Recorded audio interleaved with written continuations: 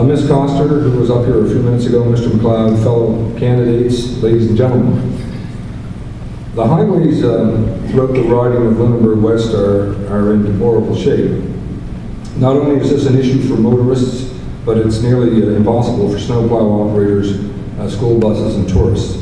Vast array of problems did not occur overnight, but are the result of years of neglect and mismanagement by successive liberal and conservative governments. It's my belief it's time for a change.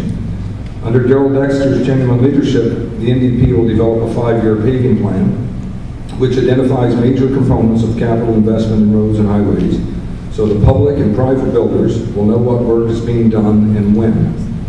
Most importantly, this process will involve communities.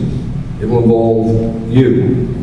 This plan includes an inventory of roads carried out by experts and rating them from worst to best.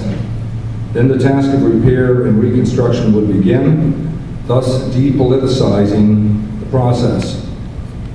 Better roads would increase competitiveness and promote tourism throughout Nova Scotia. With regard to Highway 103 specifically, Darrell Dexter has already said numerous times that the tragedies on this highway, I think there were 10 deaths last year alone, means it has to be twinned. The process must begin now. It will require federal provincial cooperation to do so, and extensive public inclusion and discussion, open and honest discussion. On the subject of economic recovery, everyone is more than aware that there's a worldwide downturn in markets. Having said that, there are things that can be done immediately to stimulate our economy. The NDP's 10% manufacturing and processing tax credit is a great start. Similar programs in Manitoba have resulted in $200 million in revenues and created more than 2,000 new secure jobs. We must also grow our primary resource industries in our regions.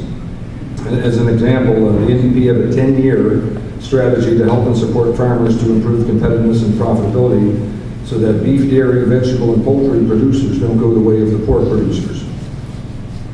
Finally, Nova Scotians' main concern, I believe it is anyway, health care. I believe Nova Scotians, including all of us here tonight, deserve equal access to health care when we need it. We have a system that has been the envy of other countries. Unfortunately, our system has also been under the strain of unacceptable wait times, surgery cancellations, emergency room closures, and the tremendous burden of declining frontline doctors, nurses, and other healthcare professionals.